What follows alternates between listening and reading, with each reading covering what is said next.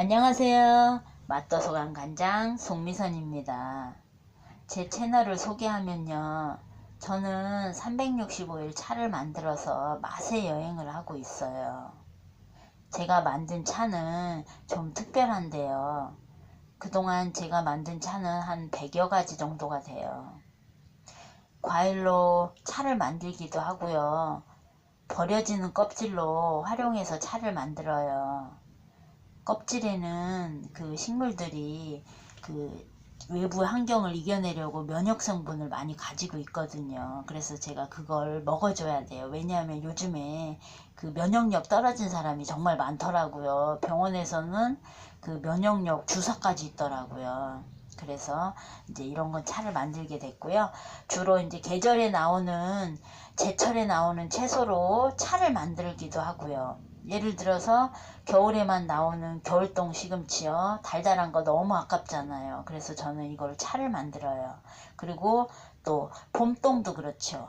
봄에 봄동이 겨울에만 나오는데 아까워서 1년 내내 먹을 수 있도록 차를 만들어요. 그리고 청정 지역에서 나오는 그 산이나 들에 자라는 들풀을 가지고도 차를 만들어요. 왜냐하면 약차 이런 것도 키울 때 거기다가 이렇게 농약 성분을 주고 키우기 때문에 그게 약이 될 거라고 생각이 안 들어요, 저는. 그래서 아예 그 잡초, 야생에서 자라는 그런 풀이 약이 될 거라고 생각을 하거든요. 그래서 들풀로 차를 만들어요. 그래서 자연에서 자란 꽃이나 잎을 따서 이제 살청을 하거나 덕금을 해서 차를 만들죠.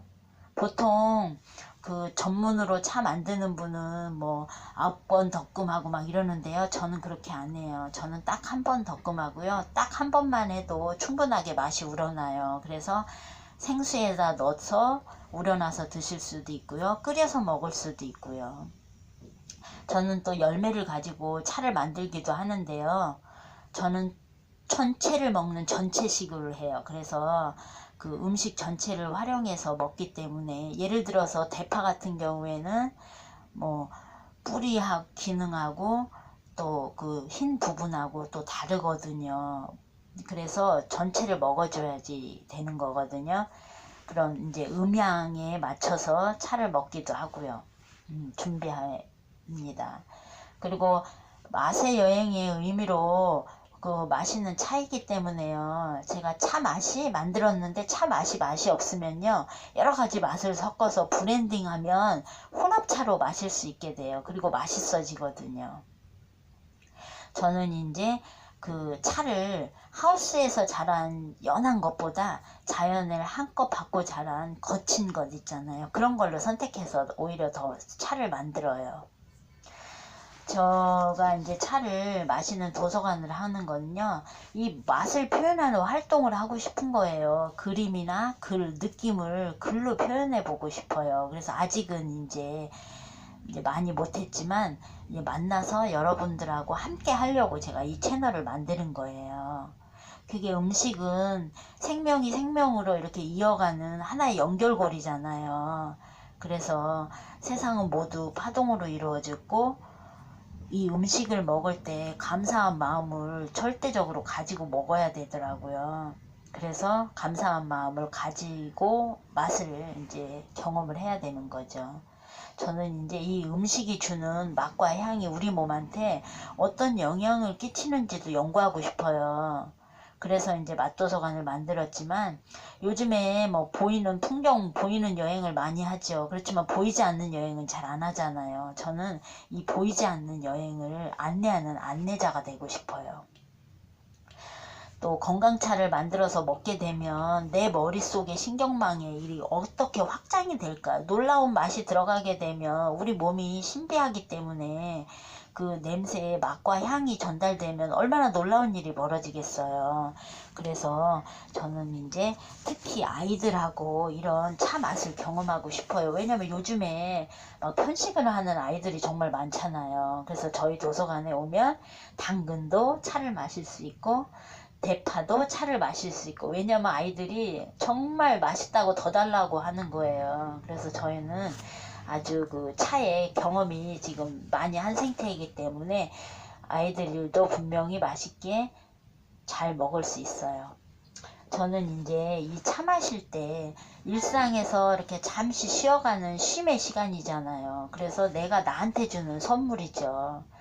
그렇게 늘 가까워서 이렇게 마주할 수 있는데 그걸 못하고 산 거잖아요. 그래서 자기한테 주는 시간, 그 다음에 그런 이제 맛과 향의 그런 선물로 이런 설레이는 생활을 주고 싶은 거죠.